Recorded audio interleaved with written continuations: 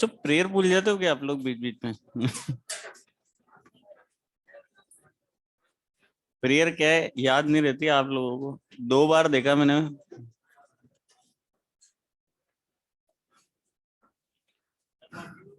Module discussion करना है ना?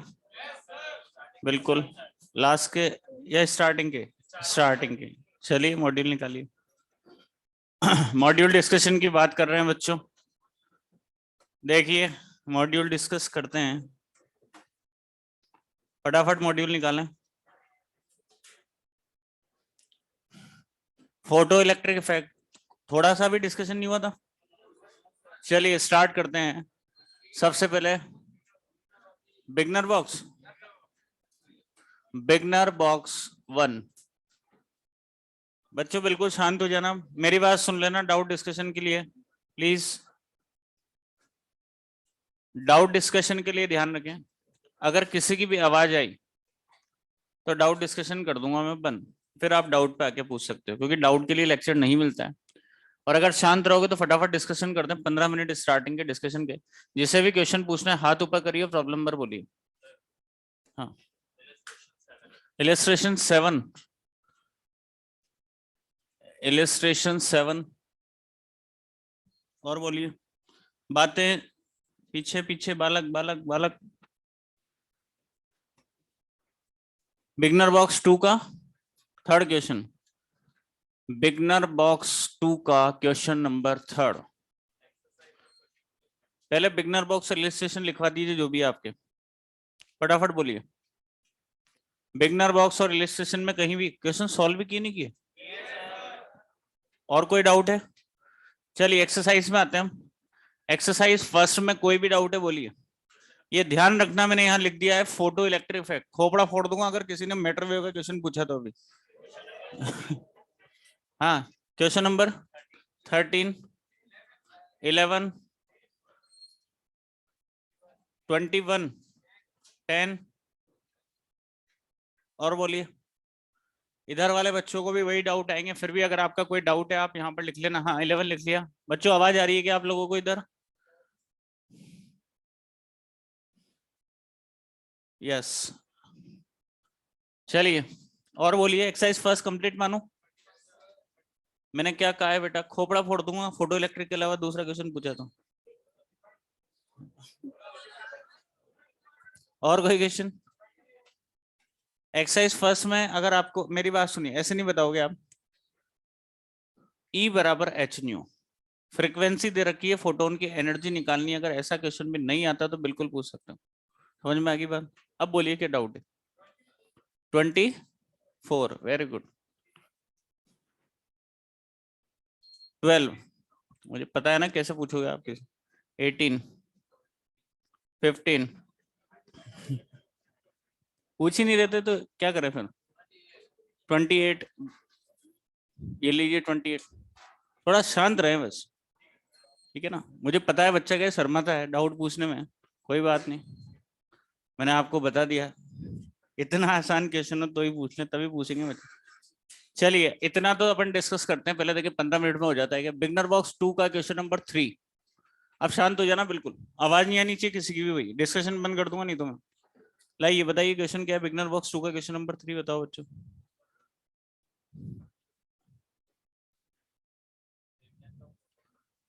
हाँ लाइए। किसने पूछा है क्वेश्चन? पीछे बालक बालक, फोर्थ फ्लोर पे बैठे। क्वेश्चन नंबर 3 है, wavelength of photon in 2 cases are. बंद कर दो डिस्कशन।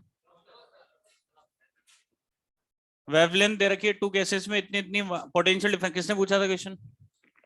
बेटा देखो E V naught one is equal to E minus five, ठीक है। ये इलेक्ट्रॉन वोल्ट में इलेक्ट्रॉन वोल्ट वाला formula 12,400 upon lambda, lambda one कितना है 4,000 minus five, second E V naught two, अभी भी आवाज आ रही है 3600 माइनस फाइव, ठीक है। अब मुझे बताइए, आपसे पूछा पोटेंशियल डिफरेंस आपसे पूछा है, ठीक है। तो इसमें से इसको सब्ट्रैक्ट कर दीजिए बेटा, ई कॉमन ले लिया, V naught two minus V naught one, और इसमें से इसको सब्ट्रैक्ट कर देना, आपके पास वो एक्स इलेक्ट्रॉन वोल्ट यहाँ पर आ जाएगा, फाइव कैंसिल हो गया, एक्स जो भी आए वैल्यू आ जाएगी, इसमें इसको सब्ट्रैक्ट करोगे, ये ई से ही कैंसिल कर देना, एक्स वोल्ट आपके पोटेंशियल डिफरेंस आ जाएगा, ठीक है। जो स्टॉपिंग पोटेंशियल में जो भी डिफरेंस पूछा है, clear. Next question, question number ये था बिगनर बॉक्स 2 का 3। क्वेश्चन नंबर इलिस्ट्रेशन 7 किसने पूछा है, देखिए इलिस्ट्रेशन 7 बेटा वो कह रहा है इलिस्ट्रेशन 7, आपसे कहा गया है ये मेटल है, इस पर light quanta of energy 4.9 electron volt incident हो रही है, और यहां से फोटोन आया, बाहर कौन निकला इलेक्ट्रॉन। अच्छा बताइए फोटोन का momentum in terms of energy कौन, ई बाय सी, इलेक्ट्रॉन निकला, इलेक्ट्रॉन का मोमेंटम एम वी, फोटोन के लिए मास वाली इक्वेशन यूज ले नहीं सकते आप, तो फोटोन का तो ई बाय सी हमारे पास होता है, और इलेक्ट्रॉन का हमारे पास इतना मोमेंटम। अब आपसे कहा है किसकी वैल्यू निकालनी है, मैक्सिमम इंपल्स। सबसे पहले आप क्या करिए, फोटोन आया, मेटल जिस पर आया, इसका वर्क फंक्शन दे रखा 4.5 इलेक्ट्रॉन वोल्ट, तो सबसे पहले केमेक्स बताइए कितना, केमेक्स होता है ई माइनस फाइव, कितना आ गया 0.4 इलेक्ट्रॉन वोल्ट, ये तो आप निकाल लोगे। अब बताइए हमारे पास मैक्सिमम इंपल्स पूछा है,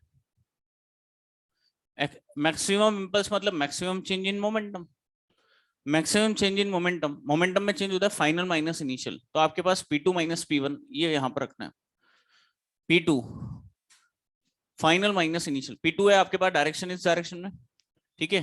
तो final mv momentum vector quantity, अगर मैं इसको प्लस आई कैप लूंगा, ठीक है, तो ये क्या होगी माइनस आई कैप, क्योंकि फोटोन इलेक्ट्रॉन के आने की डायरेक्शन अपोजिट है, फाइनल माइनस। अच्छा ये प्लस सी बाई सी है, इसके कोरस्पॉन्डिंग है माइनस, माइनस सी बाई सी, दोनों की डायरेक्शन क्या है अपोजिट, वैसे हमें इसका मैग्नीट्यूड ही चाहिए, ठीक है ना। तो अगर आप कैसे भी कर सकते हो, इधर से अगर फोटोन गिराओगे इधर से, तो माइनस में आएगा, दो जो दोनों ये भी माइनस ये भी माइनस हमारे पास आ जाएगा, ऐड हो जाएगा, फाइनली मैग्नीट्यूड तो प्लस ही होगा। कैसे भी करिए, एमवी को क्या लिख सकते हो पी, एमवी को क्या लिख सकते हो पी, और पी बराबर अंडर रूट 2m के पढ़ाया था, ये ई बाई सी, ये मैक्सिमम है तो ये भी मैक्सिमम।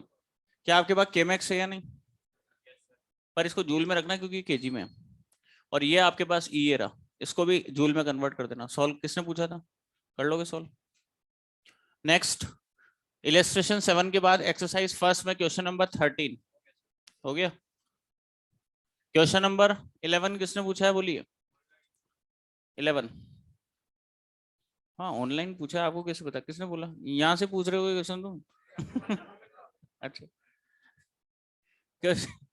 क्वेश्चन नंबर 11, अरे बच्चों का भरोसा नहीं है। 11 किसने पूछा, देखो बेटा ऑनलाइन वाले बच्चों आप भी सुनिए,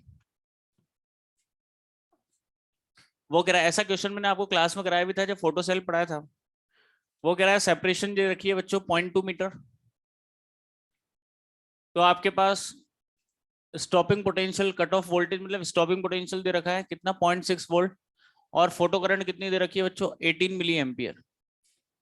फिर आपसे कहा अगर डिस्टेंस D1 से D2 करते हैं, कितनी करते हैं डिस्टेंस 0.6 मीटर, तो स्टॉपिंग पोटेंशियल और फोटो करंट की बात कर रहा है।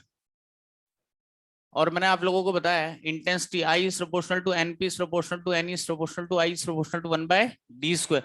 डिस्टेंस चेंज होने से कौन चेंज होता है, इंटेंसिटी, और स्टॉपिंग पोटेंशियल इंटेंसिटी पर डिपेंड नहीं करता, तो डिस्टेंस चेंज करने से तो इंटेंसिटी चेंज होगी, और स्टॉपिंग पोटेंशियल पहले भी 0.6 और अभी भी 0.6, आंसर आ गया।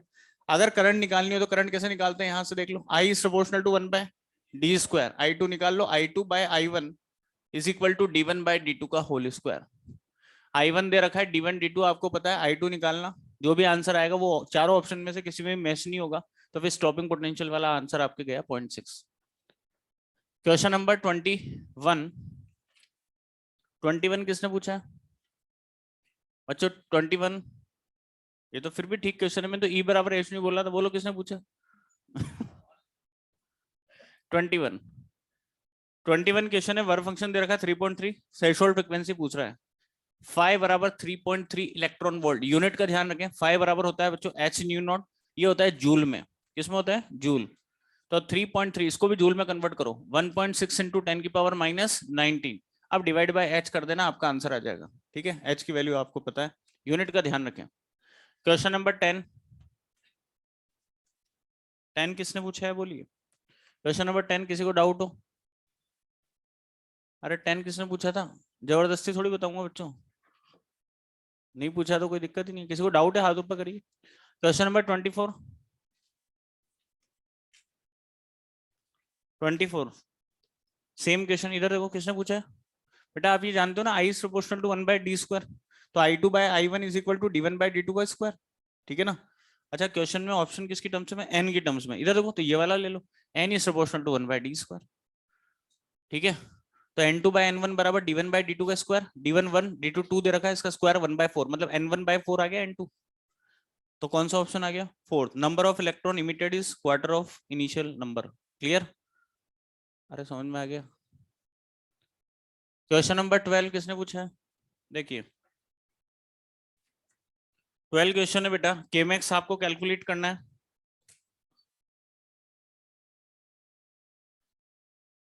अब तो मुझे ऐसा लग रहा है मैंने जो क्वेश्चन कराया कोई ज्यादा टफ क्वेश्चन तो नहीं करा दी। समझ में तो आ गए थे आप लोग?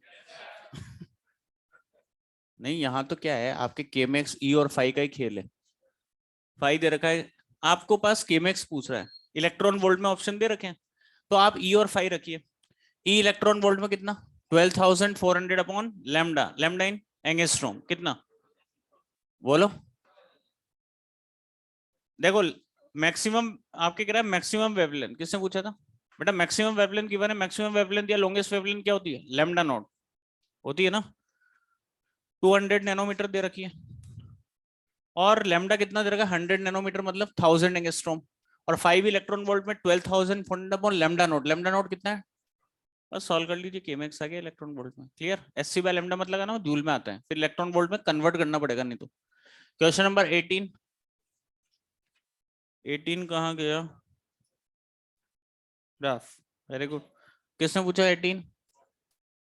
बेटा आपको याद है केमेक्स और फ्रीक्वेंसी में ग्राफ बनाया था बच्चों, स्लोप लिखाया था कितना? एच, वो तो नोट्स में लिखा रखा है बेटा, ये देखो केमेक्स बराबर एच न्यू माइनस फाइव। ठीक है, वाई बराबर एम एक्स प्लस सी, कंपेयर किया था, वाई बराबर केमेक्स, एक्स बराबर न्यू, तो एम बराबर एच, याद आ रहा है? क्वेश्चन नंबर 15, 15 किसने पूछा है? बेटा ये पूरा स्टेटमेंट कंप्लीट लिखा हुआ नहीं है, इसका मतलब क्या है मैं आपको समझा देता हूँ। वो कह रहा है by photo electric effect Einstein prove. Einstein ने क्या प्रूव किया था? क्वांटम नेचर, पार्टिकल या क्वांटम नेचर प्रूव किया था, मतलब पार्टिकल नेचर प्रूव किया था, क्या मान के? लाइट को क्वांटम मान के, ना कि वेव मान के। ई बराबर एच न्यू।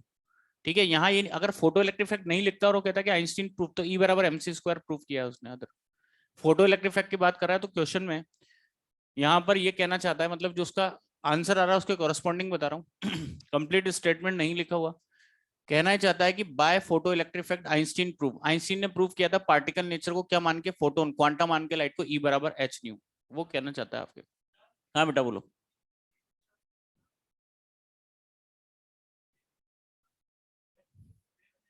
कहाँ बता रहा वेव नेचर?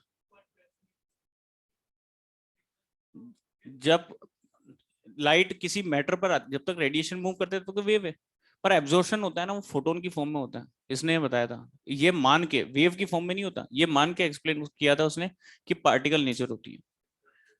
मैंने बताया था ना आपको, वेव पिक्चर की लाइट आ रही है तो वेव की फॉर्म में चलती है, अब तक चलती है, पर जब एब्जॉर्ब होगी ना तो उस टाइम पे आपके जब इंटरेक्शन होगा तब वो वेव नहीं बनेगी, क्या बनेगी? फोटोन। ये मान के इसने प्रूव किया था। 28, 28 किसने पूछा है? अरे 28 बताना है क्या? बताना। देखो photon of energy 4 electron incident on metal, work function दे रखा है बेटा इतना, minimum reverse potential applied to stop the emitted photo electron, मतलब स्टॉपिंग पोटेंशियल पूछ रहा है। तो बेटा ईवी नोट बराबर क्या होता है? ई माइनस फाइव। ई कितना दे रखा है? 4, 5, 2।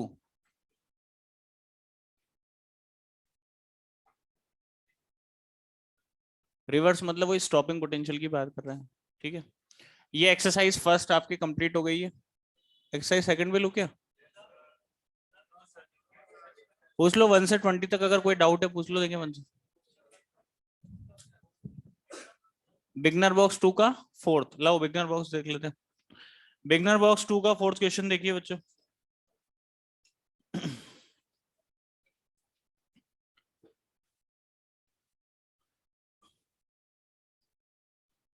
Beginner box 2 question number 4। Online वाले बच्चे देंगे क्या कर रहे हैं। हाँ, एक्सरसाइज फर्स्ट की बात हुई है बच्चों अभी, है ना। बाकी 11 12 ये सब क्वेश्चन आगे, बिगनर बॉक्स 1 का 6 जरूर आपको बता देंगे। एक्सरसाइज फर्स्ट पे ही है बच्चों, अभी सेकंड पे नहीं है अपन। बिगनर बॉक्स 1 का यहाँ मुझे दिख रहा है 6, बाकी क्वेश्चन मैंने डिस्कस कर दिए एक्स्ट्रा, है ना। तो बिगनर बॉक्स 1 का 6 क्वेश्चन देखिए। ऑनलाइन वाले बच्चों को भी खुश रहने दो थोड़ी देर, उनका भी मन लगा रहेगा ताकि। बिगनर बॉक्स 1 का 6 क्वेश्चन देखो बच्चों। Calculate number of photon passing through unit area unit time if the intensity of radiation this one wavelength दे रखी following on number of photon per second per unit area, है ना। n क्या होता है, p lambda by sc।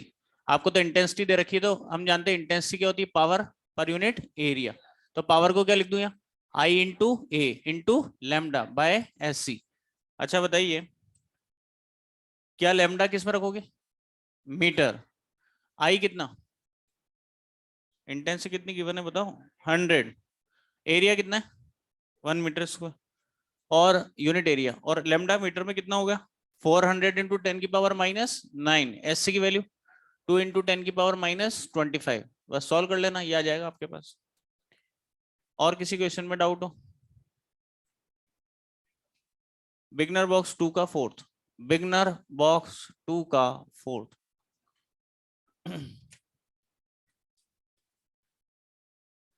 Threshold frequency of surface, बेटा threshold frequency दे रखी new not, तो phi कितना होता है, एच न्यू नॉट। बेटा बातें मत करो, है ना। फिर आपसे कहा अगर 3 न्यू नॉट की लाइट गिराते हैं तो एनर्जी कितनी होगी बेटा, ई बराबर एच नहीं होती है, तो एच इंटू न्यू, ये न्यू है 3 न्यू नॉट, ठीक है। तो वो आपसे कह रहा है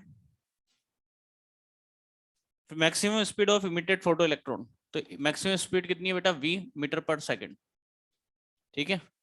फिर वो कह रहा है what will be the maximum speed which, maximum speed क्या होगी जब कितने की लाइट गिराए, 9 न्यू नॉट, तो एनर्जी कितनी होगी 9 एच न्यू नॉट, ठीक है। ई बराबर एच नहीं हो जाएगा, हाफ एम बी स्क्वायर बराबर E-5 से सॉल्व कर लो। हाँ, इल्यूमिनेट करना मतलब इंसिडेंट करवाना, लाइट गिराना, है ना। और कोई क्वेश्चन में डाउट हो। Exercise first complete, beginner box illustration सब कंप्लीट हो गए। अब एक्सरसाइज सेकंड बाद में देखेंगे। ये लीजिए 15 मिनट स्टार्टिंग के हो गए डिस्कशन। नेक्स्ट डे जब भी अपन अब डिस्कशन करेंगे, नेक्स्ट डे मतलब मैं क्लास लूंगा मंडे को, ठीक है। हाँ, बताया था मैंने आपको 3 4 5 को छुट्टी पे रहूंगा, है ना। 6 का संडे, मंडे को या फिर जो भी होगा मंडे को क्लास लेंगे, मंडे ट्यूसडे जो भी आएगा।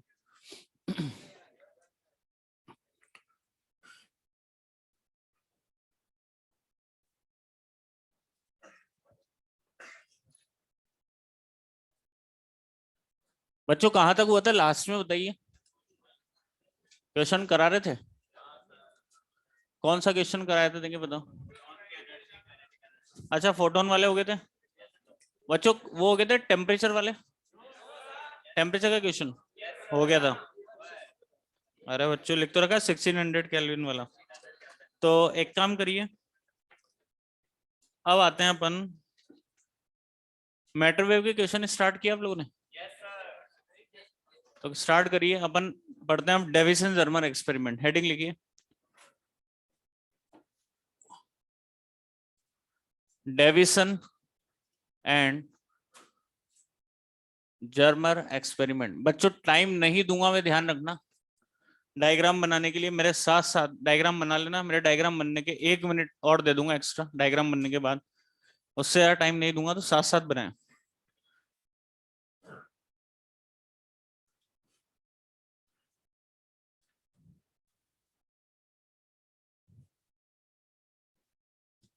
मैं कह रहा हूं ना, 1 मिनट से यार नहीं दूंगा डायग्राम बनाने के बाद में। तो जो बच्चे बातें कर रहे हैं,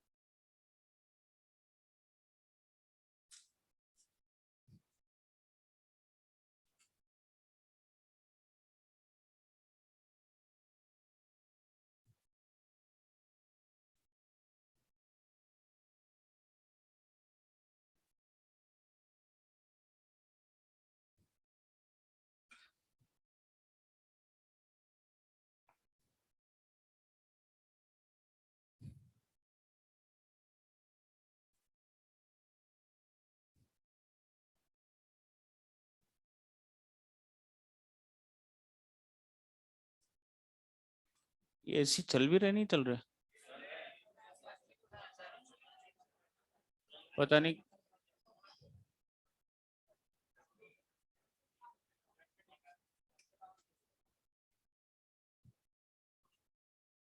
एक क्वेश्चन और रह गया बालक का।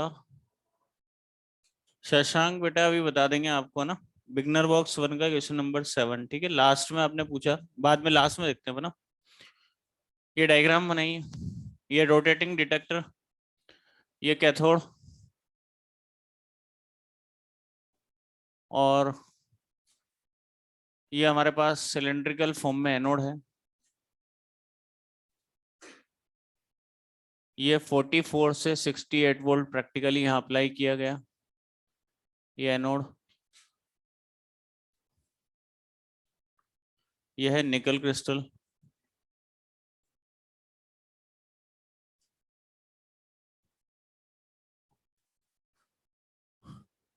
निकल क्रिस्टल,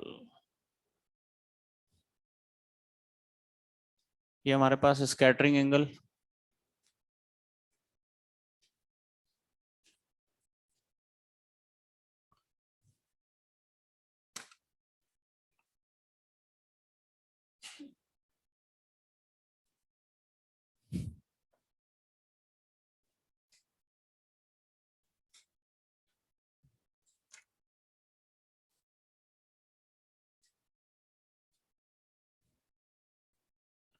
ये हमारे पास आयनेशन चैम्बर,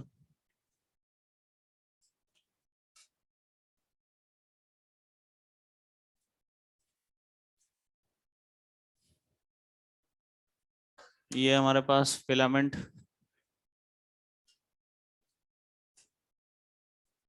इलेक्ट्रॉन गन,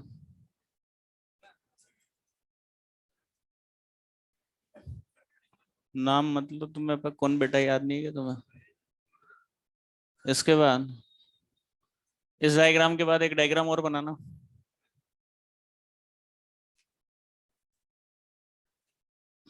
जगह नहीं बेटा, इसके नीचे बना लो डायग्राम। जगह होगा कि टेंशन ले रहे हो तुम लोग।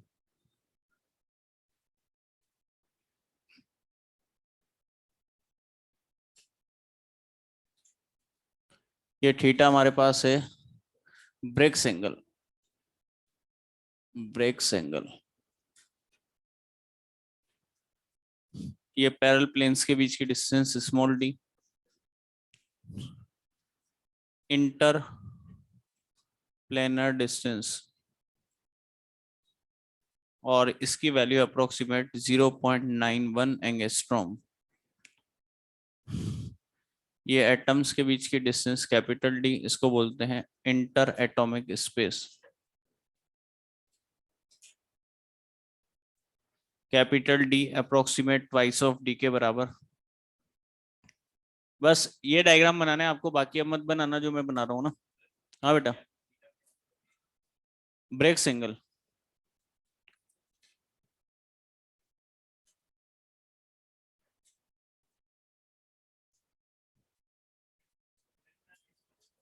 बगल में जरूरी नहीं है बेटा, इस डायग्राम के बाद में भी बना सकते हो ना।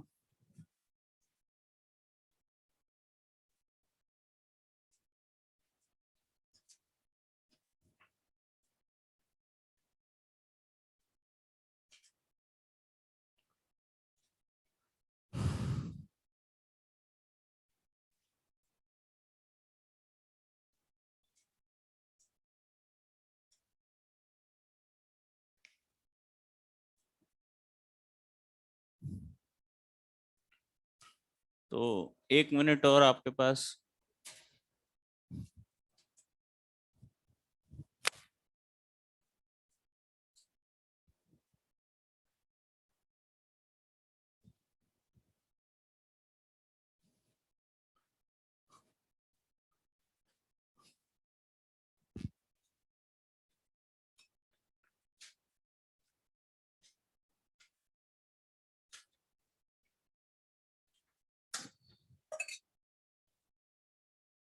नहीं हो गया बच्चों?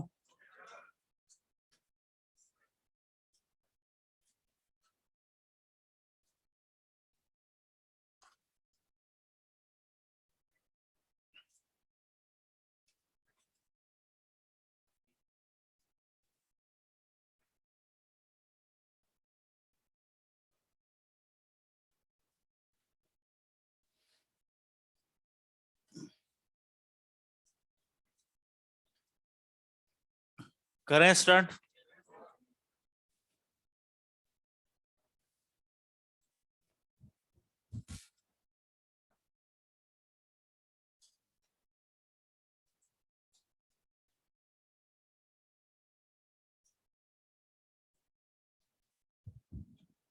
ऊपर लिखा हुआ है ब्रेक्स एंगल, ठीक है। और ये जो बीम हमारे पास है इसको लिखना, ये इलेक्ट्रॉन बीम जो है इसको बोलते हैं collimated electron beam. Collimated electron beam, ये है ब्रेक्स एंगल।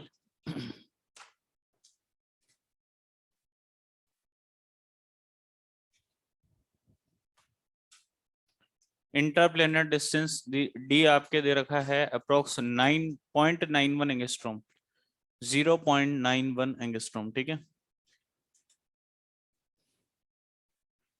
स्मॉल डी लिख रहा है 0.91 एंगस्ट्रॉम।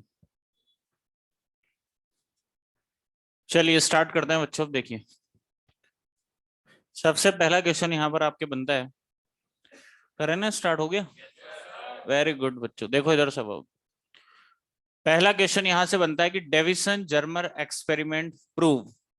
4 ऑप्शन दे रहा हूं, करेक्ट ऑप्शन आपको बताना है।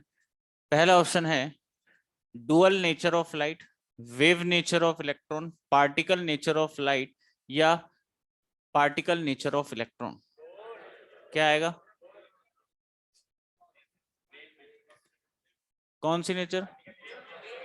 Wave nature of electron, star बना के लिखी है। Proves wave nature of electron, prove wave nature of electron. पहले तो ये पता हो अपने को क्या प्रूव किया जा रहा है। इलेक्ट्रॉन की वेव नेचर को प्रूव किया गया। अब इधर देखिए बच्चों सब,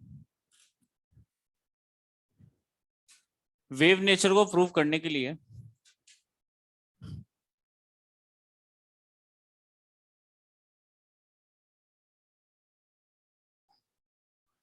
इन्होंने क्या किया, डिफरेंट एक्सपेरिमेंटल डाटा यहां से कैलकुलेट किए और एक ग्राफ लोड किया। ग्राफ था हमारे पास इंटेंसिटी और स्कैटरिंग एंगल के बीच में ग्राफ आया था, प्रैक्टिकली कुछ इस तरह का।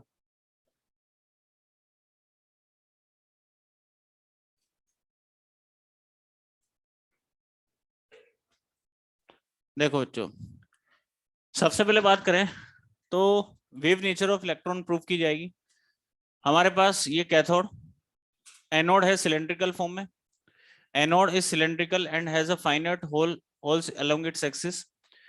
ये हमारे पास कैथोड, ये फिलामेंट हमारे पास जो इलेक्ट्रॉन गन का काम कर रहा है, इलेक्ट्रॉनों को प्रोड्यूस करने का काम करेगा, ठीक है। नेक्स्ट क्वेश्चन बनता है एनसीईआरटी के जितने भी क्वेश्चंस बन रहे हैं वो यहाँ पर उठाता हूँ मैं आपसे, जवाब देना देंगे, कुछ याद हो अगर 12th क्लास का। पहला क्वेश्चन मैं यहाँ उठा रहा हूँ कि ये जो फिलामेंट हमारे पास होता है ये किसका होता है? Iron oxide, iron sulphate, zinc oxide, zinc sulphate. किसका होता है? किसका होता है? ध्यान रखना, ये होता है हमारे पास टंगस्टन का।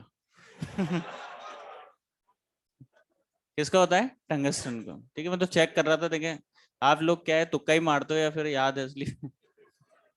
ठीक है, बात सुनिए।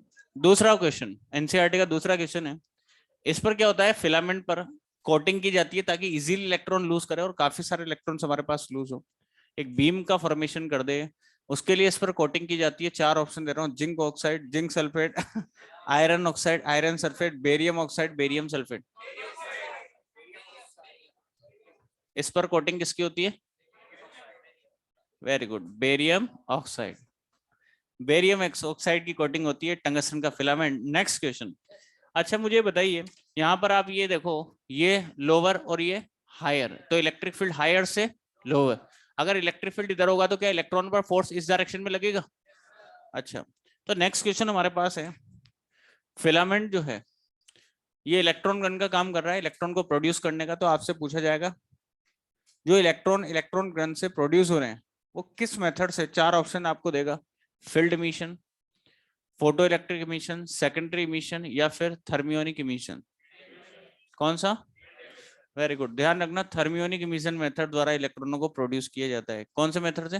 Thermionic emission. देखो हमारे पास ये फिलामेंट है, यहाँ हमने एक बैटरी लगा रखी है, इसके कारण ये है एलटी, लो टेंशन बैटरी, हमारे पास लो वोल्टेज की बैटरी लगाते हैं, इसके कारण यहाँ पर करंट फ्लो होगा। इस करंट के कारण क्या होता है बच्चों? फिलामेंट वार्म अप होगा, इसका टेम्परेचर बढ़ेगा और टेम्परेचर के कारण इलेक्ट्रॉनों का बाहर निकलना। कौन सा मेथड? Thermionic emission. तो ध्यान रखें, थर्मियोनिक इमिशन मेथड द्वारा इलेक्ट्रॉन गन से इलेक्ट्रॉन प्रोड्यूस किए जाते हैं। नेक्स्ट क्वेश्चन हमारे पास है कि इलेक्ट्रॉन गन से जो इलेक्ट्रॉन प्रोड्यूस हुए हैं उनकी काइनेटिक एनर्जी को इंक्रीज किया जाता है। 4 ऑप्शन दे रहा हूँ, एनोड कैथोड के बीच के पोटेंशियल डिफरेंस को डिक्रीज करके, एनोड कैथोड के बीच के पोटेंशियल डिफरेंस को इंक्रीज करके, फिलामेंट करंट को डिक्रीज करके, फिलामेंट करंट को इंक्रीज करके। तो ध्यान रखें, एनोड और कैथोड के बीच के पोटेंशियल डिफरेंस को इंक्रीज करके। अच्छा, अगर पोटेंशियल डिफरेंस बढ़ेगा तो इलेक्ट्रॉन पर लगने वाला फोर्स बढ़ेगा, फोर्स बढ़ेगा तो काइनेटिक बढ़ेगी। तो ध्यान रखना, थर्मियोनिक इमिशन मेथड द्वारा तो केवल इलेक्ट्रॉन हमारे पास प्रोड्यूस हो रहे हैं, जो इलेक्ट्रॉन निकले हैं ना उनको आगे की तरफ मूव कराएगा external electric field between cathode and anode.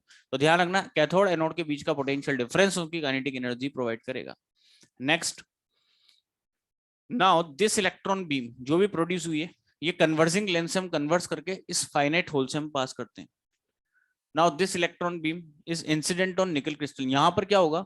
Anode is cylindrical and has a finite holes along its axis. After passing through this hole, electrons form a parallel beam of electron, or this parallel beam is known as collimated electron beam. Collimated means parallel beam of electron.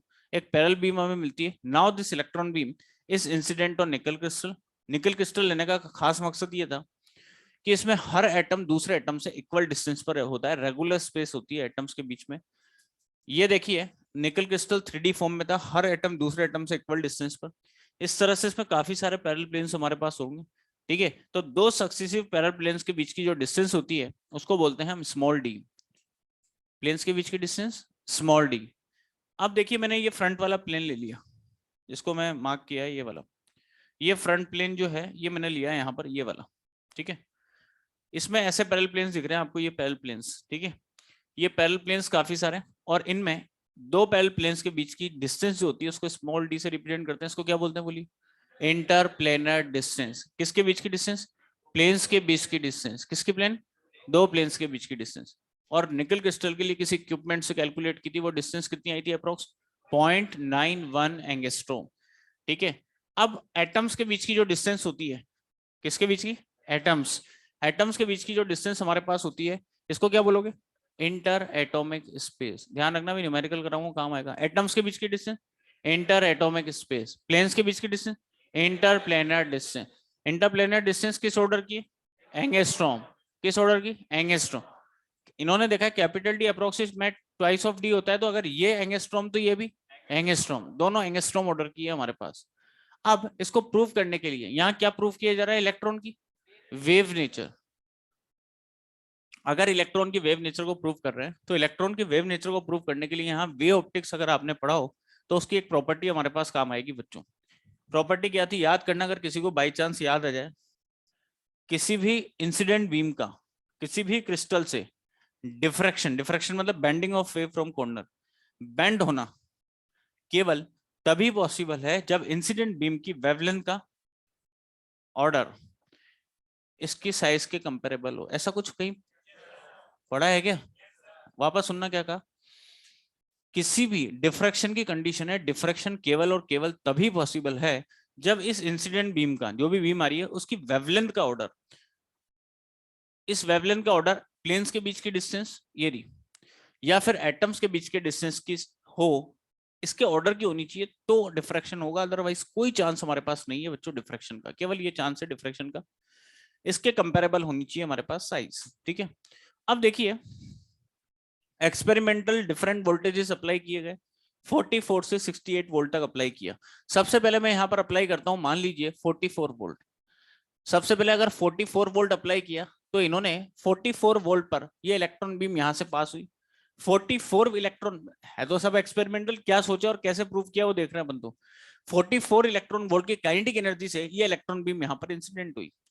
इसकी किसी भी layer से scattering हो सकती है, जरूरी नहीं है इसी लेयर से हो, आगे वाली लेयर से भी इसकी स्कैटरिंग हो सकती है। ये इलेक्ट्रॉन बीम यहां से स्कैटरिंग हुई मान लीजिए 5 एंगल पर, ये इन्होंने नोट कर लिया किसी इक्विपमेंट से कि ये जो स्कैटरिंग हुई है 5 एंगल हमारे पास कितना है। ये मान लीजिए एंगल जो 5 था ये 5 था इस टाइम। ठीक है, और हम जानते हैं current is proportional to intensity. ठीक है, एंगल नोट कर लिया। जितने ज्यादा इलेक्ट्रॉन्स आयनेशन चैम्बर में आएंगे उतना ही गैल्वेनोमीटर लगा हुआ है, उतना ही गैल्वेनोमीटर में क्या आएगा, डिफ्लेक्शन। और हम जानते हैं जितना ज्यादा गैल्वेनोमीटर में डिफ्लेक्शन होगा,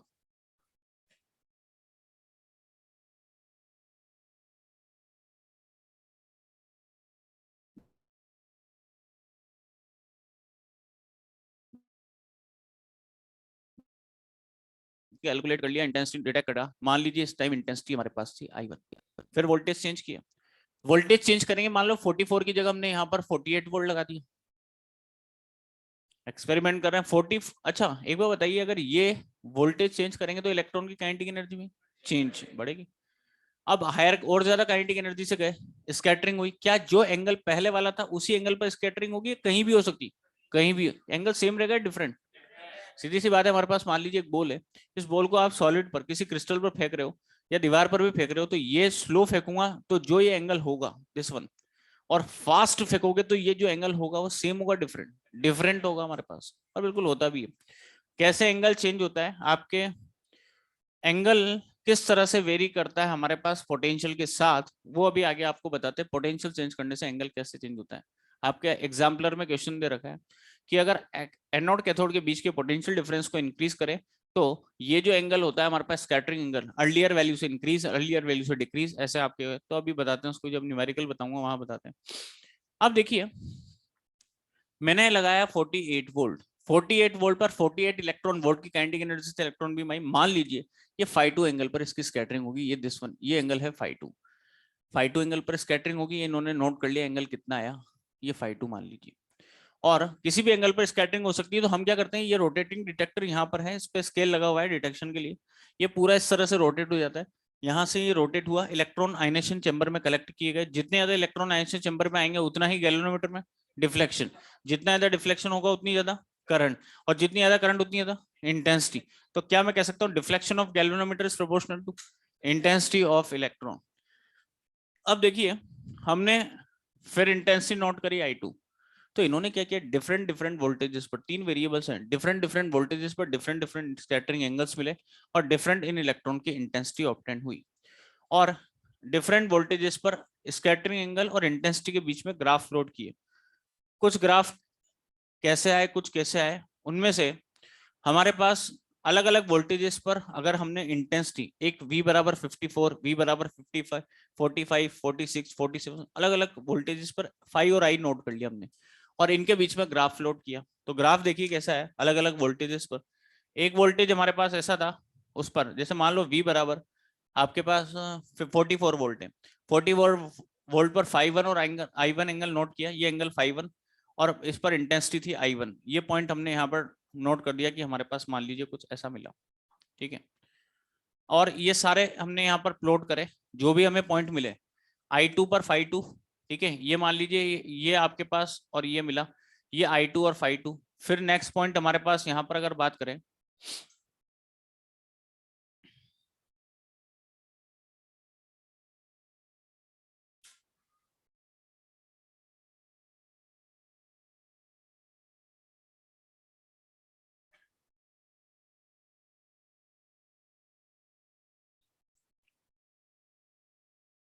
ये अभी बताते ना बेटा आपको, अभी सब दिखेगा बेटा, रुको तो।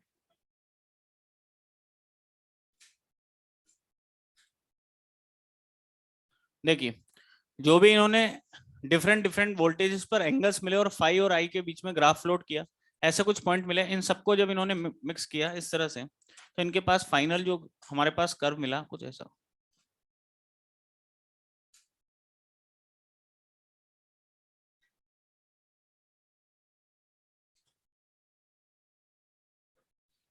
ऐसा कुछ ग्राफ इन्हें ऑब्टेन हुआ प्रैक्टिकली।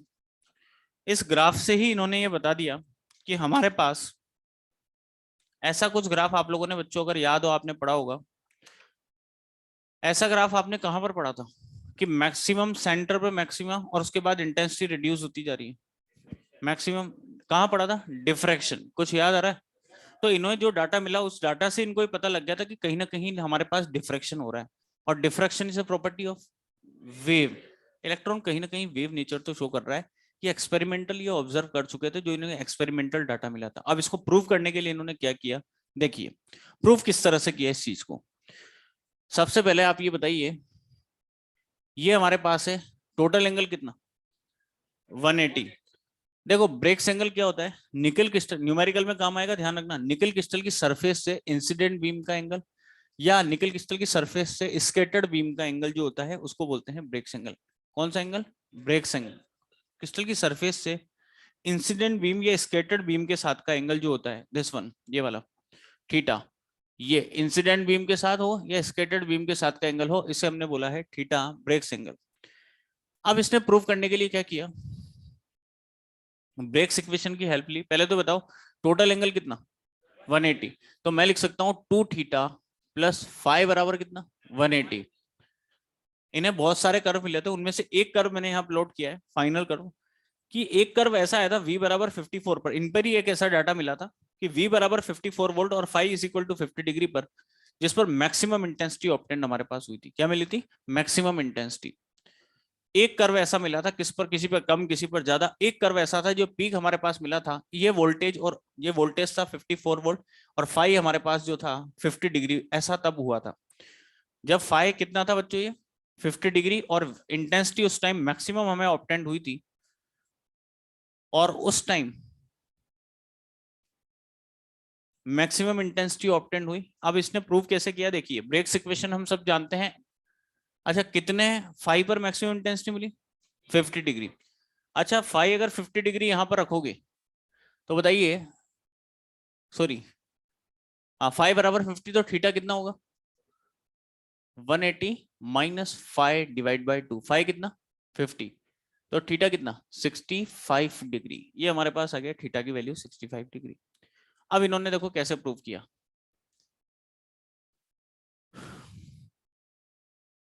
हम जानते हैं ब्रेक्स इक्वेशन हमारे पास होती है बच्चों, N lambda is equal to 2d sine theta, जहां थीटा है ब्रेक्स एंगल, ये वाला एंगल थीटा।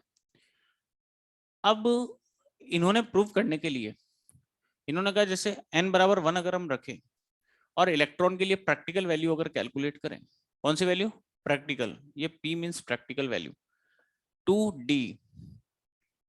अच्छा इन्होंने एक चीज और बताई कि सर ये बताइए, हम तो ये जानते हैं कि हम I is proportional to v, जानते हो ना, और I is proportional to I। Sir सबसे ज्यादा वोल्टेज पर सबसे ज्यादा करंट या सबसे ज्यादा इंटेंसिटी मिलनी चाहिए थी, और सबसे ज्यादा वोल्टेज कितना अप्लाई किया, 68, पर मिली कितने पर, 54। ऐसा क्यों हुआ, कोई बता सकता है? 54 वोल्ट पर ही मैक्सिमम इंटेंसिटी ऑब्टेन क्यों हुई, तो सुनिए 54 वोल्ट पर। तो इन्होंने इसका एक्सप्लेनेशन दिया, आपके एनसीईआरटी में लिख रहा है, सुनना। इन्होंने याद किया डी ब्रॉगली को, डेविसन जर्मन किसको याद किया, डी ब्रॉगली। बताइए बच्चों, क्या यहाँ पर इलेक्ट्रॉन मूविंग कंडीशन में है या नहीं, स्कैटरिंग हो रही है, मूविंग कंडीशन में है या नहीं? क्या इलेक्ट्रॉन मैटर का पार्टिकल है, अरे बोलो, क्या इलेक्ट्रॉन मैटर में एग्जिस्ट करता है, क्या इलेक्ट्रॉन मैटर का पार्टिकल है? अगर इलेक्ट्रॉन मैटर का पार्टिकल है, मूविंग कंडीशन में है, तो क्या इलेक्ट्रॉन के साथ कोई वेव एसोसिएट होनी चाहिए?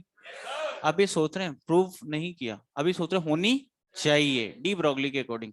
मतलब हर इलेक्ट्रॉन के साथ कोई ना कोई क्या थी, वेव एसोसिएट थी।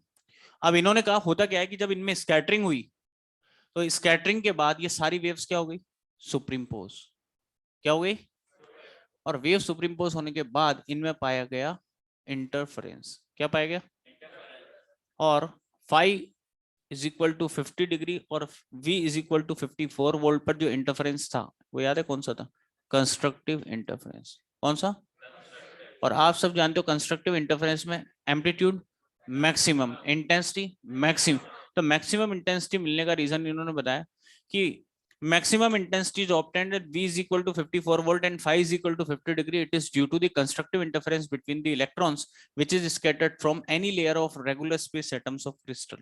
किसी भी लेयर से स्कैटरिंग हुई हो उन वेव्स में आपस में सुपरिम्पोज होने के कारण हमें कंस्ट्रक्टिव इंटरफेरेंस मिला। तो सर फिर हमें V 68 पर 68 वोल्ट पर क्यों, क्योंकि ये जो ग्राफ थे लीनियर नॉन लीनियर जो मैंने बनाए थे, नॉन लीनियर थे, linear non linear, Ohm's law को फॉलो नहीं कर, ओम्स लॉ को फॉलो नहीं करेंगे तो आप इसको यहाँ अप्लाई नहीं कर सकते कि सबसे ज्यादा वोल्टेज पर सबसे ज्यादा इंटेंसिटी हमें मिलनी चाहिए, उसका मिलने का कारण इन्होंने बता दिया कि ऐसा क्या था। अब क्या हुआ, प्रूव करने के लिए हम प्रैक्टिकल वैल्यू निकाल रहे हैं, 2d साइन थीटा, 2d कितना 0.91, साइन थीटा कितना 65, और ये वैल्यू अगर आप देखोगे तो ये प्रैक्टिकल वैल्यू याद है कितनी आई थी, ये वैल्यू आई थी 1.65 एंगस्ट्रॉम। जो इलेक्ट्रॉन बीम आ रही है ना इसकी वेवलेंथ आ गई आपके पास 1.65 एंगस्ट्रॉम। अब इन्होंने क्या कहा कि हम जो एक्सपेरिमेंट कर रहे हैं वो हम सही जा रहे हैं या नहीं, हमने जो भी डाटा कैलकुलेट किया है वेवलेंथ निकाली है, क्या हमारी वेवलेंथ सही है या नहीं, तो इन्होंने इसको क्रॉस चेक किया किससे, डी ब्रोगली के हेल्प से, और डी ब्रोगली के अकॉर्डिंग इलेक्ट्रॉन के लिए थियोरेटिकल वैल्यू निकाली, टी मींस थियोरेटिकल वैल्यू, और वो कितनी होती है डी ब्रोगली के अकॉर्डिंग 12.27 अपॉन रूट वी, कुछ याद आ रहा, कितने वी पर मैक्सिमम मिली 54, और ये वेवलेंथ जब आप सॉल्व करोगे तो थियोरेटिकल वैल्यू हमारे पास आ गई कितनी 1.67 एंगस्ट्रॉम। इन्होंने देखा कि हमारे पास प्रैक्टिकल वैल्यू और थियोरेटिकल वैल्यू अप्रोक्सीमेट सही है, सेम आ रही है, सेम आ रही है। इन्होंने कहा there is excellent agreement between the practical and theoretical value of de Broglie wavelength, दोनों वैल्यूज अप्रोक्सीमेट क्या आ रही है सेम। जवाब देना बच्चों, क्या दोनों वैल्यूज अप्रोक्सीमेट सेम आ रही है, नहीं, क्या दोनों का ऑर्डर क्या आ रहा है एंगस्ट्रॉम, किस ऑर्डर की, क्या इंसिडेंट बीम जो भी आ रही है उसका वेवलेंथ का ऑर्डर क्या एटम्स के बीच की डिस्टेंस या प्लेन्स के बीच के डिस्टेंस के ऑर्डर की है, ये भी किस ऑर्डर की थी एंगस्ट्रॉम, और अगर दोनों का ऑर्डर सेम है तो क्रिस्टल से क्या हुआ डिफ्रैक्शन, और डिफ्रैक्शन से प्रॉपर्टी ऑफ वेव। इस तरह से इन्होंने इलेक्ट्रॉन की कौन सी नेचर प्रूव की, वेव, इस तरह से प्रूव की थी इन्होंने इलेक्ट्रॉन की वेव नेचर वेवलेंथ का ऑर्डर मैच करा के। एक्चुअली हमें यहां तो लग रहा है कि रिफ्लेक्शन हो रहा है, क्या लग रहा है रिफ्लेक्शन, पर एक्चुअली ये रिफ्लेक्शन नहीं है, ये तो क्या है डिफ्रैक्शन हमारे पास है। क्यों, क्योंकि वेवलेंथ का ऑर्डर जो है हमारे पास एटम्स के बीच की डिस्टेंस या इनके कंपेरेबल हमारे पास आई है एंगस्ट्रॉम ऑर्डर की। अरे कुछ समझ में आई मैं, तो एक काम करिए इंपॉर्टेंट पॉइंट्स मैं आपको लिखा देता हूँ। प्रूफ कुछ इस तरह से किया था इन्होंने, ये डायग्राम कंप्लीट कर लीजिए, ये जो लिखा हुआ है ये नोट कर लीजिए, और एन यहाँ पर है ऑर्डर ऑफ डिफ्रैक्शन, जब डिफ्रैक्शन का पता लगा तो एन डिफाइन किया है ऑर्डर ऑफ डिफ्रैक्शन, एन बराबर 1 के लिए मैक्सिमम इंटेंसिटी हमारे पास ऑब्टेन मिली थी प्रैक्टिकली। तो एक काम करिए ये वाला डायग्राम बना लेना बस, बाकी कंप्लीट करिए, क्वेश्चन करते हैं इस पे।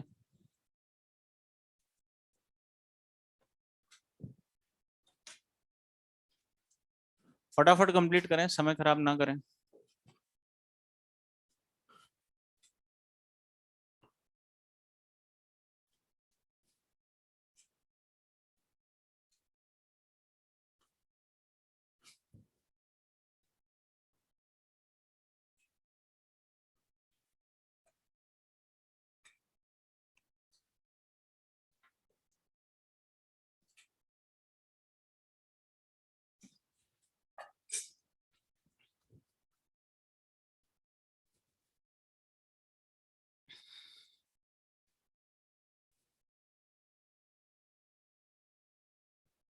आयनेशन चेंबर में जितना ज्यादा चार्ज फ्लो क्या रहा है उतनी ज्यादा करंट देगा, क्योंकि जितने ज्यादा इलेक्ट्रॉन फ्लो रहे हैं, rate of flow of charge ही क्या होता है करंट, और जितना ज्यादा फ्लो हो रहा है उतनी ज्यादा करंट उतनी ज्यादा गैल्वेनोमीटर में डिफ्लेक्शन आएगा।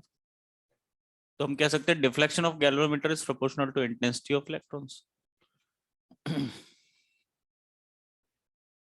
ऑर्डर ऑफ डिफ्रैक्शन,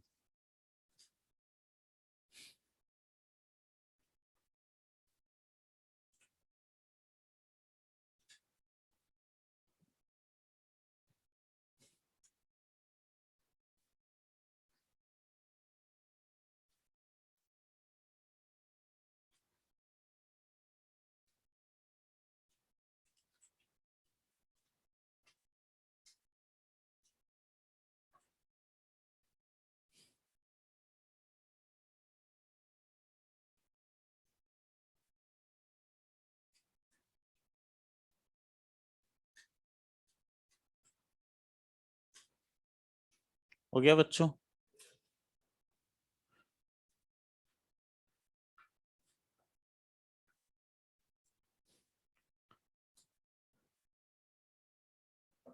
स्टार बना के लिखिए पॉइंट।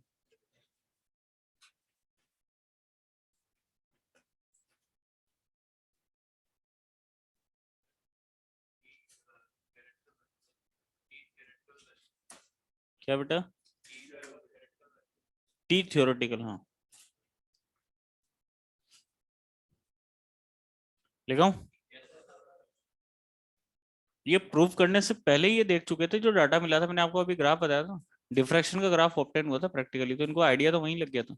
लिखिए, द मैक्सिमम इंटेंसिटी, स्टार बना के पॉइंट लिखना, the maximum intensity is obtain, the maximum intensity is obtained at maximum intensity is obtained at V is equal to 54 volt and phi is equal to 50 degree. V is equal to 54 volt and phi is equal to 50 degree. The maximum intensity is obtained at V is equal to 54 volt and phi is equal to 50 degree. It is due to the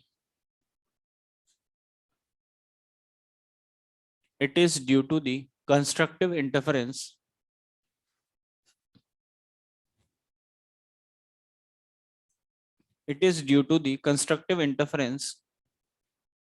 between the electrons. It is due to the constructive interference between the electrons, which is scattered from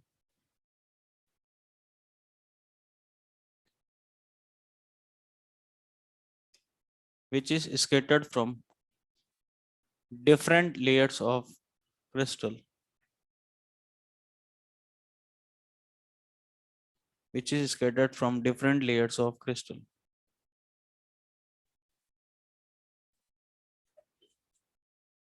ठीक है, इसके बाद next line लिखो, the wavelength of electron, next line लिखिए बच्चों, the wavelength of electron, the wavelength of electron is the order of interatomic space,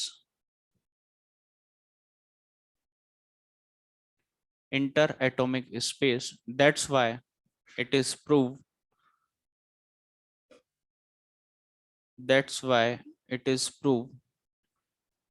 wave nature of electron, that's why it is proved wave nature of electron, because diffraction is the property of wave.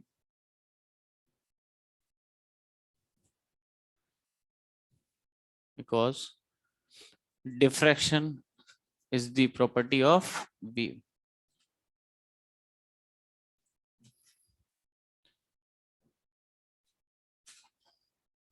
ये question solve करके बताइए बच्चों, question लिखिए, calculate, question लिखिए बच्चों, calculate accelerating potential,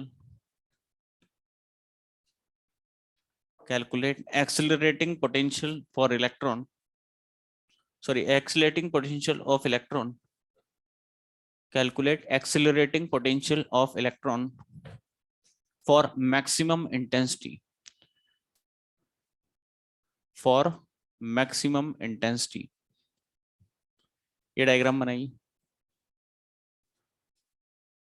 ये incident beam, scattered beam, और ये क्रिस्टल्स के बीच, क्रिस्टल्स में पैरेलल प्लेन्स के बीच की डिस्टेंस दे रखी है 1 एंगस्ट्रॉम। देख लो जरा, ऐसे पैरेलल प्लेन्स है, इनके बीच की distance 1 angstrom, incident beam, scattered beam, और आपको मैक्सिमम इंटेंसिटी के लिए कैलकुलेट करना है एक्सीलरेटिंग पोटेंशियल इलेक्ट्रॉन का।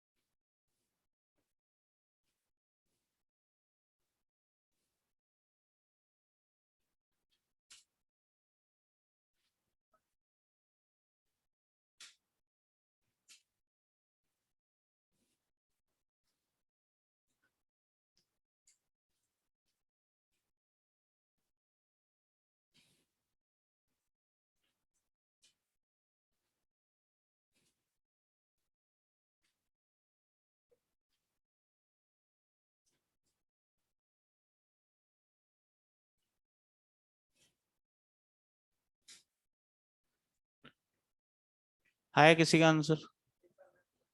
नहीं, 50 volt, approx 50 volt, very good. देखो बच्चों, आप अप्लाई कर सकते हो, N lambda is equal to 2d sine theta. Theta क्या है? Bragg's angle. ब्रेक्स एंगल होता है निकल क्रिस्टल के सरफेस से जो एंगल, कितना? 60 डिग्री। मैक्सिमम इंटेंसिटी ऑब्टेन हुई थी फर्स्ट ऑर्डर डिफ्रैक्शन पर, एन बराबर 1 रखोगे, लैम्डा इलेक्ट्रॉन के लिए आ जाएगा 2 इंटू डी, कितना? 1 एंगस्ट्रॉम, ठीक है। साइन थीटा, थीटा कितना रखोगे? 60, और साइन 60 की वैल्यू √3/2।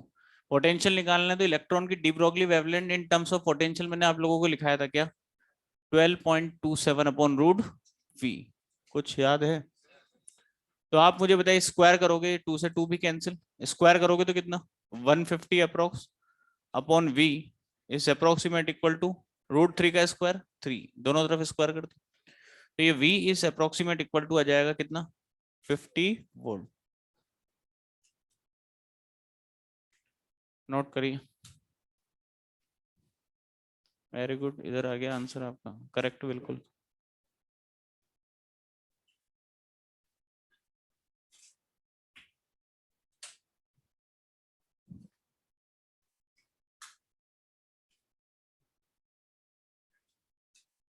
नेक्स्ट सेटिंग लिखो, बोर क्वांटेशन कंडीशन, न्यूमेरिकल पूछे जाता है इस पे। तो देखिए पहले क्या कहना चाहता है, Bohr quantization condition explained by de Broglie, heading लिखिए।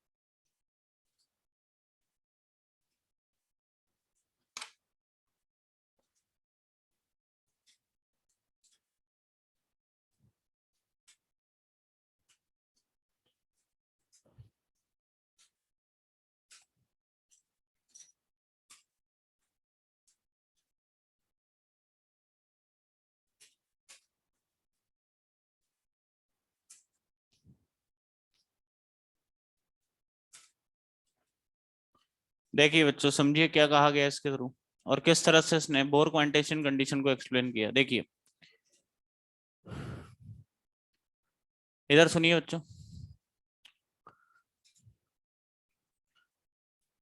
हमारे पास पहले तक जो थ्योरी दी गई थी उसमें माना जाता था कि इलेक्ट्रॉन हमारे पास मैटर का पार्टिकल है, ठीक है। इलेक्ट्रॉन क्या है? मैटर का पार्टिकल। अच्छा बताइए, जो मतलब जो मैटर में एग्जिस्ट करता हो, इलेक्ट्रॉन, प्रोटॉन, न्यूट्रॉन, ये सब मैटर के पार्टिकल्स हैं। क्या इलेक्ट्रॉन ऑर्बिट में रिवॉल्व करता है या नहीं?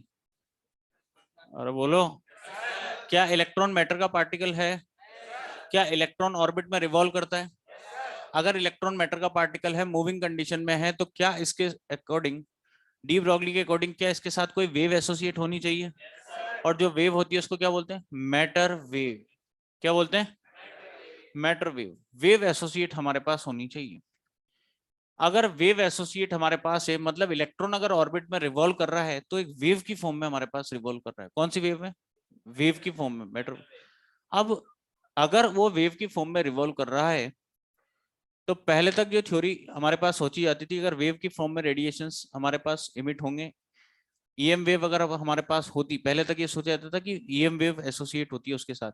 और ईएम वेव जो होती है, न्यूटन कार्पस थ्योरी जो हमारे पास थी, उसमें सोचा गया था पहले तक तो कि इलेक्ट्रॉन मैटर का पार्टिकल है, वेव की फॉर्म में रिवॉल्व होता है, रिवॉल्व हो रहा है तो कोई ना कोई वेव है, वो उसको माना जाता था हमारे पास ईएम वेव है कोई भी। और ईएम वेव तो इलेक्ट्रोमैग्नेटिक रेडिएशन, क्योंकि इलेक्ट्रॉन हमारे पास यहाँ पर मूव कर रहा है तो इलेक्ट्रोमैग्नेटिक रेडिएशन हमारे पास इमिट करेगा, उसकी एनर्जी कंटिन्यू लॉस होती जाएगी, और लॉस होते होते उस इलेक्ट्रॉन को कहाँ जाना चाहिए? न्यूक्लियस। पर ऐसा नहीं होता। फिर इसको एक्सप्लेन किया किसने? डी ब्रॉगली ने। डी ब्रॉगली ने यहाँ पर यह कहा कि इलेक्ट्रॉन ऑर्बिट में रिवॉल्व हो रहा है, मैटर का पार्टिकल है, मूविंग कंडीशन में है। मूविंग कंडीशन में तो वेव एसोसिएट होनी चाहिए, पर कौन सी वेव होनी चाहिए? फिर इसने बताया कि इलेक्ट्रॉन जिस ऑर्बिट में रिवॉल्व कर रहा है ना, जो वेव एसोसिएट उसके साथ होती है वो स्टेशनरी वेव होती है। कौन सी वेव? जिसमें एनर्जी का लॉस नहीं होता, ऐसी वेव की फॉर्म में ऑर्बिट में रिवॉल्व करता है इलेक्ट्रॉन। तो अगर अपन यहाँ पर बात करें स्टेशनरी स्टैंडिंग वेव, पढ़ा है कहीं आपने? जिसमें एनर्जी लॉस नहीं होता, जैसे आपने पढ़ा होगा वाइब्रेटिंग स्ट्रिंग में हमारे पास होती है, जिसमें कभी भी एनर्जी का लॉस नहीं होता, ऐसी वेव की फॉर्म में हमारे पास रिवॉल्व करता है। ये देखिए, अगर मैं थर्ड ऑर्बिट की बात करूं बच्चों, ये लैम्डा, ये लैम्डा और ये हमारे पास लैम्डा। थर्ड ऑर्बिट की बात करें, रेडियस ऑर्बिट की, तो देखो इसका एक स्टेटमेंट था और इसने अपने एक स्टेटमेंट से बोर की क्वांटेशन कंडीशन को एक्सप्लेन किया। देखिए इसका स्टेटमेंट क्या था? इलेक्ट्रॉन कैन रिवॉल्व इन दो सर्कुलर ऑर्बिट्स। ध्यान से सुनना, इसका स्टेटमेंट था, अपने एक स्टेटमेंट से बोर क्वांटेशन कंडीशन का एक्सप्लेनेशन दिया इसने। इसने कहा कि इलेक्ट्रॉन कैन रिवॉल्व इन दो circular orbits in which the circumference of the orbit, circumference कितनी होगी? 2 पाई आर। अगर रेडियस आर है तो 2 pi r. Circumference of the orbit is integral multiple of de Broglie wavelength. ये इसका statement था। इसका मतलब क्या है देखिए, और बात सही भी थी। सर्कमफरेंस ऑफ द ऑर्बिट, इसका सर्कमफरेंस क्या, इसकी जो सर्कमफरेंस है इसकी पेरीमीटर के बराबर होगी या नहीं? अच्छा बताइए, अगर थर्ड ऑर्बिट की बात करें, देखो यहां से यहां तक ये एक वेवलेंथ हमारे पास होगी, इसको मैंने मान लिया लैम्डा। यहां से लेके यहां तक ये कंप्लीट वेव हमारे पास हो रही है, इसकी वेवलेंथ हमारे पास लैम्डा। और यहां से लेके यहां तक ये हमारे पास एक वेवलेंथ होगी लैम्डा। ये थर्ड ऑर्बिट की अगर अपन बात करें, तो आप देखिए मैं कह रहा हूं circumference of the orbit is integral multiple of de Broglie wavelength. तो आप मुझे एक चीज बताइए, अगर हमारे पास सर्कमफरेंस की बात करें इस ऑर्बिट की, तो वो इसकी पेरीमीटर के बराबर होगी, मतलब लेंथ ऑफ द ऑर्बिट के बराबर हमारे पास होगी। इसका मतलब मैं अगर इस सर्कल को एक स्ट्रेट वायर में कन्वर्ट कर दूं इस तरह से, तो आप मुझे बताइए इसकी जो पेरीमीटर है या इसकी लेंथ ऑफ द ऑर्बिट है वो कितनी? लैम्डा। 3 लैम्डा। लैम्डा, लैम्डा और लैम्डा, अरे होगी या नहीं? ये लेंथ ऑफ द ऑर्बिट हमारे पास आ गई 3 लैम्डा। और बात सही भी थी, उसने जो कहा था कि जो सर्कमफ्रेंस है वो वेवलेंथ का इंटीग्रल मल्टीपल हमारे पास है। यहाँ ये क्या है? इंटीजर वैल्यू है यहाँ पर। ऐसे ऑर्बिट्स में इलेक्ट्रॉन के मिलने की प्रोबेबिलिटी होती है, श्योरिटी नहीं कहा उसने, क्या कहा? प्रोबेबिलिटी होती है। अच्छा देखिए, अगर nth ऑर्बिट की बात करते तो 2 पाई आर बराबर n लैम्डा। वापस सुनना, उसका स्टेटमेंट क्या था? ये फॉर्मूला एक इंपॉर्टेंट रिलेशन आ गया, इस पर न्यूमेरिकल आपसे पूछा जाता है। आपसे जब भी क्वेश्चन में कहे कि इलेक्ट्रॉन ऑर्बिट में रिवॉल्व हो रहा है, आंख बंद करके 2πr बराबर n लैम्डा अप्लाई कर देना अगर आंसर चाहिए तो। कभी भी क्वेश्चन में कहा जाए कि इलेक्ट्रॉन ऑर्बिट में रिवॉल्व हो रहा है तो क्या अप्लाई करोगे, 2πr बराबर n लैम्डा। अब देखिए क्या कहा उसने, मैं वापस बताता हूं कि इलेक्ट्रॉन कैन रिवॉल्व इन दो circular orbits in which the circumference of the orbit is integral multiple of wavelength. Wavelength का इंटीग्रल मल्टीपल हो मतलब n इंटीजर होना चाहिए। n की वैल्यू 1 2 3 4 5 हमारे पास होनी चाहिए। n कभी भी 1.5 नहीं होना चाहिए, मतलब इनकम्प्लीट वेव नहीं आनी चाहिए हमारे पास। अच्छा कोई ऐसा ऑर्बिट होता है कि n बराबर 1.5 3.5, ऐसा कोई ऑर्बिट नहीं होता, तो वहां इलेक्ट्रॉन के मिलने की प्रोबेबिलिटी भी नहीं होगी। तो इसका ये स्टेटमेंट था कि उन्हीं सर्कुलर ऑर्बिट्स में रिवॉल्व करता है जिसमें वेवलेंथ का इंटीग्रल मल्टीपल हो, मतलब जो सर्कमफरेंस है वो वेवलेंथ का इंटीग्रल मल्टीपल आए, वहां मिलने की प्रोबेबिलिटी है इलेक्ट्रॉन की। और अपने एक स्टेटमेंट से देखो इसने बोर क्वांटेशन कंडीशन को कैसे एक्सप्लेन किया, बताइए। मैं लिख सकता हूं 2πr is equal to n lambda. अच्छा डी ब्रोगली के अकॉर्डिंग आप सब जानते हो लैम्डा बराबर, very good, h by M V. अरे होता है या नहीं, तो यहां से बताइए एम वी इंटू आर बराबर कितना, एन एच बाय 2π। क्या बच्चों ये बोर का पोस्टुलेट था, क्या ये बोर की क्वांटेशन कंडीशन थी कि angular momentum is equal to n h upon 2π। तो अपने एक स्टेटमेंट से बोर क्वांटेशन कंडीशन का एक्सप्लेन कर दिया इसने, किसने, डी ब्रोगली ने। अब देखिए अगर आपको हाइड्रोजन लाइक एटम की कभी बात की जाए तो उसके लिए अगर आपकी डी ब्रोगली वेवलेंथ की कैलकुलेट करनी पड़ी तो आपको रेडियस की जरूरत पड़ सकती है। और रेडियस आपने पढ़ा है, एटॉमिक स्ट्रक्चर पढ़ लिया ना, कितनी होती है बच्चों, 0 point approximate 0.529 n square by z, किसमें आएगी, एंगस्ट्रॉम। याद है सबको, ये हमारे पास आएगी।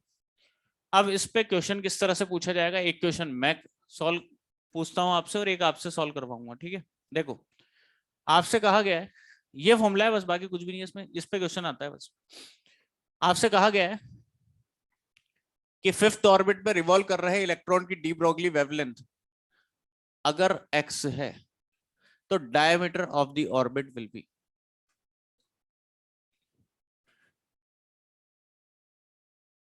फिफ्थ ऑर्बिट में रिवॉल्व कर रहे इलेक्ट्रॉन की डी ब्रोगली वेवलेंथ अगर x है तो diameter of the orbit will be कितना हो गया, 5x बाय पाई। नहीं समझ में आया, क्या इलेक्ट्रॉन ऑर्बिट में रिवॉल्व कर रहा है या नहीं, और रिवॉल्व कर रहा है तो आप तुरंत अप्लाई करोगे 2πr इज इक्वल टू कितना, n लैम्डा। अच्छा बताइए n बराबर कितना 5 और लैम्डा कितना x, तो ये आ गया 2πr, तो 2r बराबर 5x अपॉन पाई, क्या यही डायमीटर होगा, ये हमारे पास आ गया। अच्छा बताइए D Broglie wavelength in magnetic field, और आप पढ़ चुके हो मैग्नेटिक फील्ड में सर्कुलर पाथ पे मूव करने के लिए कंडीशन क्या आई थी, मैंने आप लोगों को बताया होगा M V square by R. इसको कौन बैलेंस करता है, क्यू वी बी, कुछ याद है, ये तो आप पढ़ चुके हो अच्छे से। तो v से v कैंसिल, तो एम वी बराबर कितना, क्यू बी आर, अरे क्यू बी इंटू आर। अगर एम वी आ गया तो क्या उसकी डी ब्रोगली वेवलेंथ आएगी, कितनी होती है, h अपॉन एम वी, और एम वी की जगह क्यू बी आर। तो मैग्नेटिक फील्ड में अगर कोई क्वेश्चन आता है तो इस फॉर्मूले को ध्यान रखें, मैग्नेटिक फील्ड में क्वेश्चन सॉल्व करने के लिए क्या होता है, बोलिए एक बार, लैम्डा बराबर h by h upon Q B R, B क्या है मैग्नेटिक फील्ड, आर रेडियस, और क्यू चार्ज, ठीक है। अब मैं आपसे इस पर एक क्वेश्चन आपसे सॉल्व करवाता हूँ, स्टैंडर्ड क्वेश्चन। तो एक काम करिए, पहले जो मैं लिखा रहा हूँ उसमें लिखिए, हाँ बोलिए। श्योरिटी तो बेटा है नहीं, मैटर वेव के भी मिलने की प्रोबेबिलिटी है, होनी चाहिए, हाइपोथेसिस थी ना उसकी। लिखिए क्या लिखा रहा हूँ, जो लिखो बच्चों, एक स्टेटमेंट लिखा रहा हूँ, electron revolve around the nucleus, इसमें लिखिए electron revolve around the nucleus, electron revolve around the nucleus in the form of electron revolve around the nucleus in the form of stationary waves, in the form of stationary waves। आगे लिखिए next line में, electron can revolve, वापस सुनना शुरू से, electron can revolve, electron revolve around the nucleus in the form of stationery waves. वापस से बोल रहा हूं, electron revolve around the nucleus in the form of stationery waves. फिर नेक्स्ट आपने लिखा है लाइन से, इलेक्ट्रॉन कैन रिवॉल्व इन दो circular orbits, electron can revolve in those circular orbits in which the circumference of the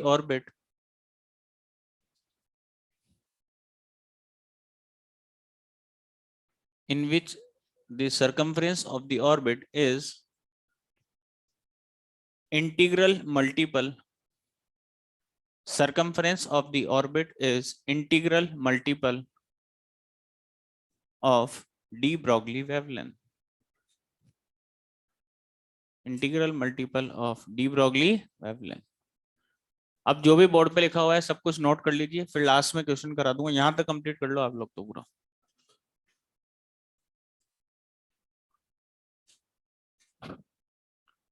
थोड़ा speed से note करना बच्चों।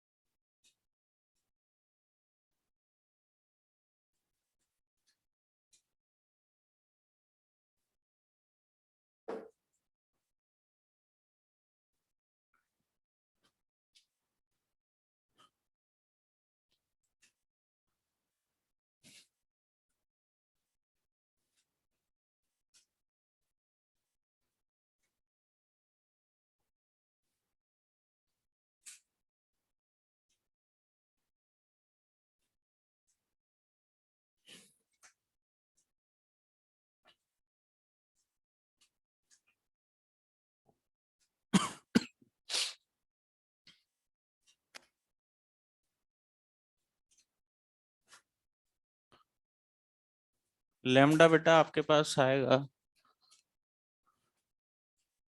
डी ब्रॉगली के अकॉर्डिंग लैम्डा बराबर h/mv से।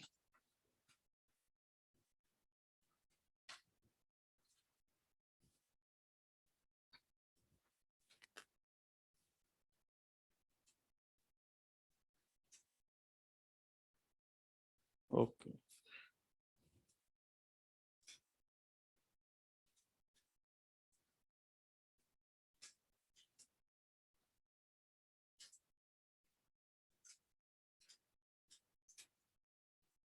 हो गया बच्चों?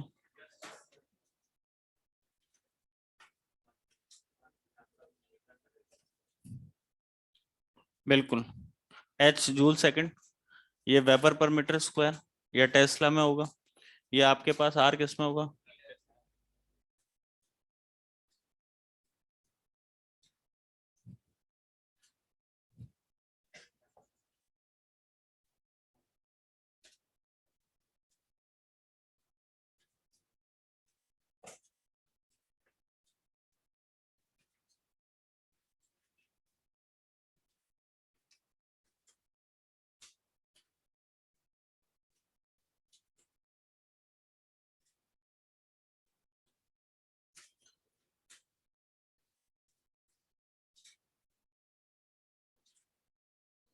हो गया बच्चों?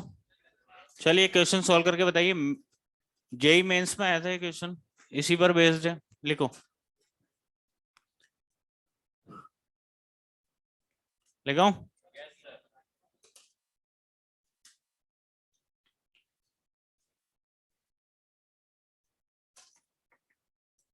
लिखिए, शॉर्ट में लिखना, the D Broglie wavelength,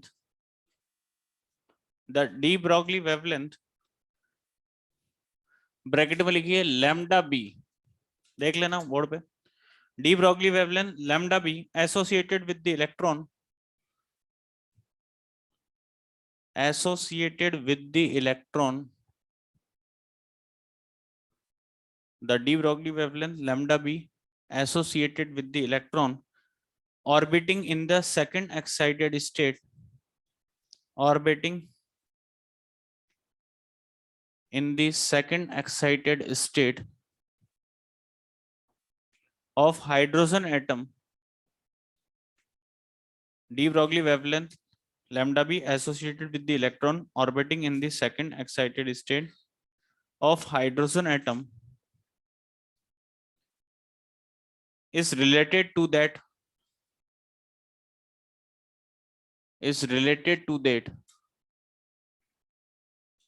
in the ground state, related to that in the ground state, ये लिखना, ग्राउंड स्टेट की वेवलेंथ कितनी, लैम्डा जी। इससे रिलेट कैसे होती है? चार ऑप्शन आपके मेन एग्जाम में दिए गए थे, ट्राई करके बताइए।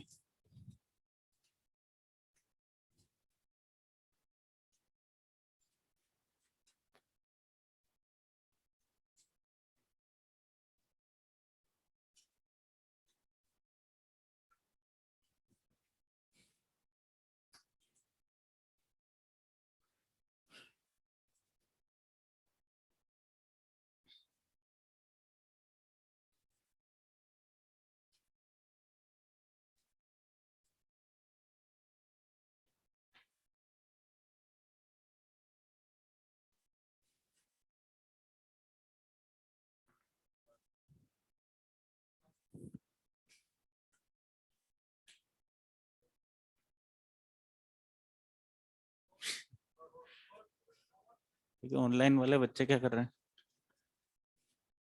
वेरी गुड, इन्होंने भी सही आंसर बताया, बहुत बढ़िया। क्या आएगा आंसर?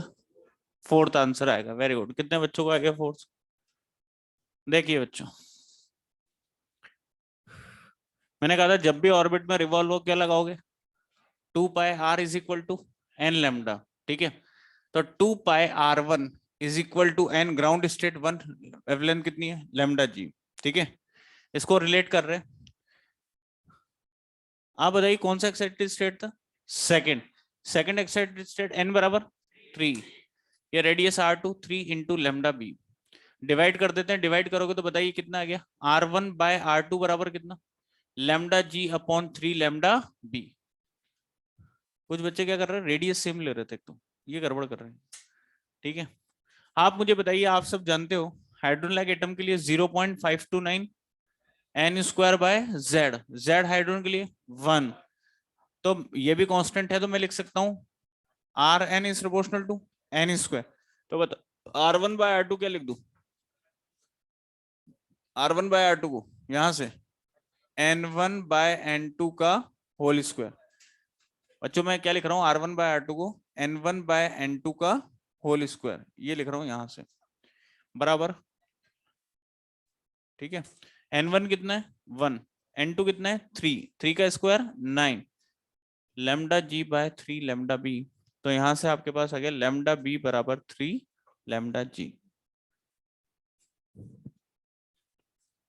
इस तरह का क्वेश्चन आपसे पूछा जा सकता है यहां से बच्चों।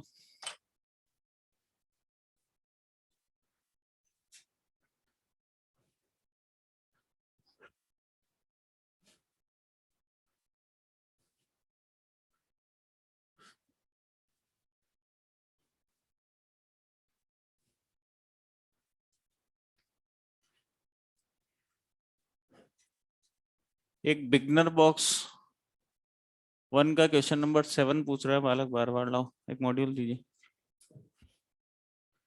क्योंकि आगे पढ़ा नहीं सकते अपन। हाइजेनबर्ग प्रिंसिपल, अनसर्टेनिटी प्रिंसिपल पढ़ चुके हो ना आप? जरूरत है क्या पढ़ने की? पढ़ना है ना, नेक्स्ट लेक्चर में देखेंगे। नहीं पढ़ना हो तो कोई दिक्कत ही, पढ़ा हुआ है अच्छे से तो कोई दिक्कत ही नहीं। कितना ही पढ़ा लो आप लोगों को। कुछ बच्चे तो क्या बोलते हैं सर, वो क्या है, वो तो केमिस्ट्री वाला था तो फिजिक्स में, मतलब अलग अलग होते होंगे साइंस। चलिए कोई बात नहीं, पढ़ा देंगे वो, आप टेंशन मत लीजिए, क्योंकि उसमें एनसीईआरटी के 1-2 पॉइंट आएंगे, वो काम आएंगे आपके आगे, क्वेश्चन पूछा जाता है उससे। बिगनर बॉक्स कौन सा था? फर्स्ट का क्वेश्चन नंबर कौन सा? 7। कौन सा आ गया? देखो बच्चों, बिगनर बॉक्स 1 का क्वेश्चन नंबर 7। वेवलेंथ आपको दे रखी है 700 नैनोमीटर, इलेक्ट्रिकल एनर्जी सप्लाइड। अरे बच्चों शांत हो जाइए, पीछे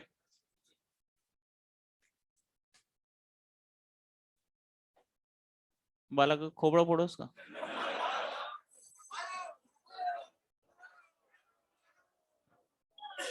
इधर देखो, ये आप लोगों पे शोभा नहीं देता। आप लोग इतने शांति से बैठ के पढ़ते हो, इतना बढ़िया लगता है आपके रूम में पढ़ाने में, मतलब।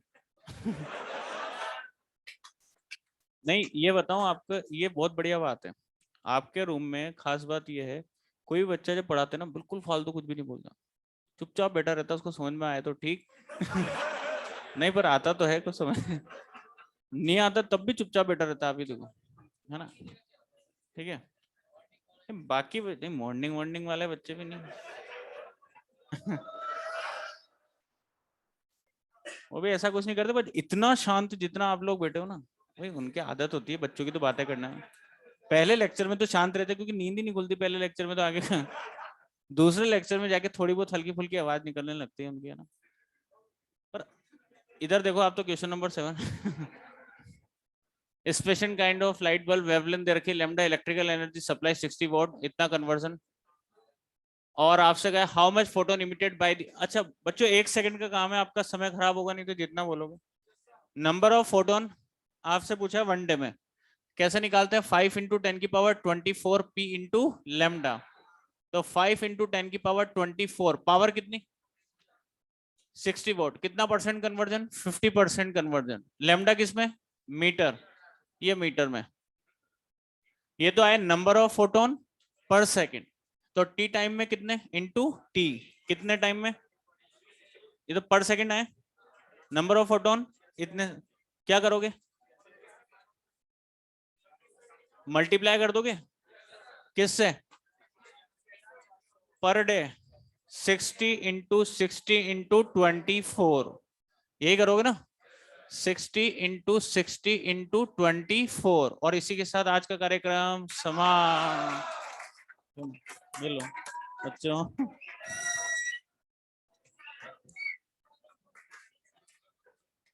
बच्चों अभी कुछ तारीफ करी थी मैंने आप लोगों की।